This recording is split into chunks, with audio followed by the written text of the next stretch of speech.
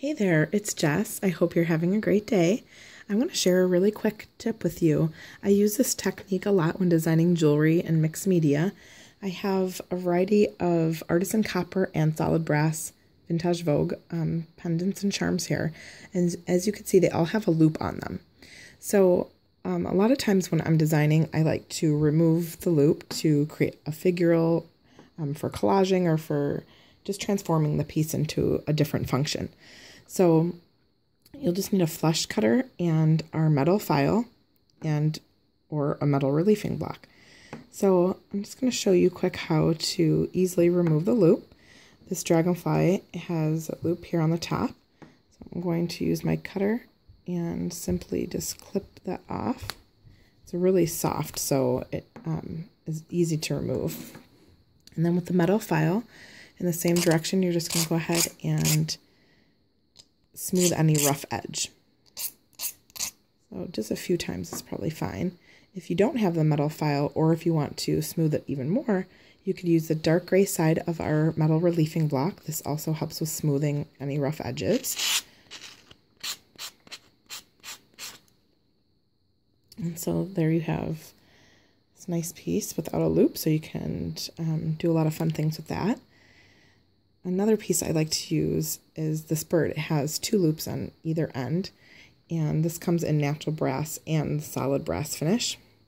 So I'm going to clip off this loop here by his head, and I leave a little portion of it on to create the look of a beak. So you can see here that left a little section. Just go ahead and file that. So now I could use this loop to hang it. I have an example with the natural brass finish.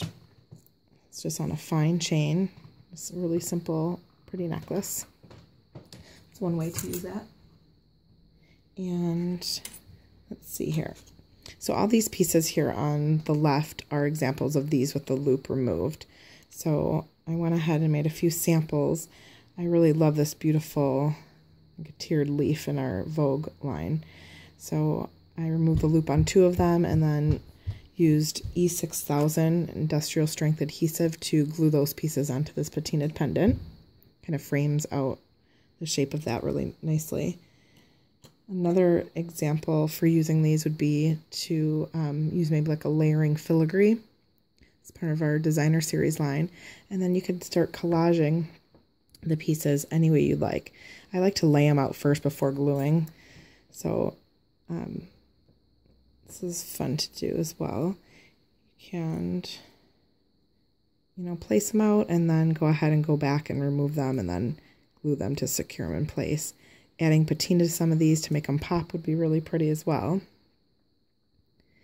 And then with this leaf, because it has a longer stem to it, I like to take this and use a round nose plier to create a loop.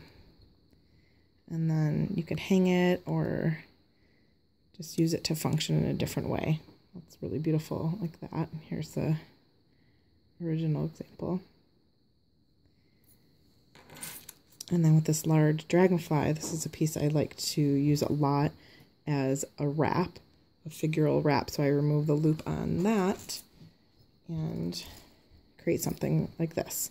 So this piece has obviously layers of patina, and then I simply used chain nose pliers and bent the wings at the top and wrapped it around this layering window.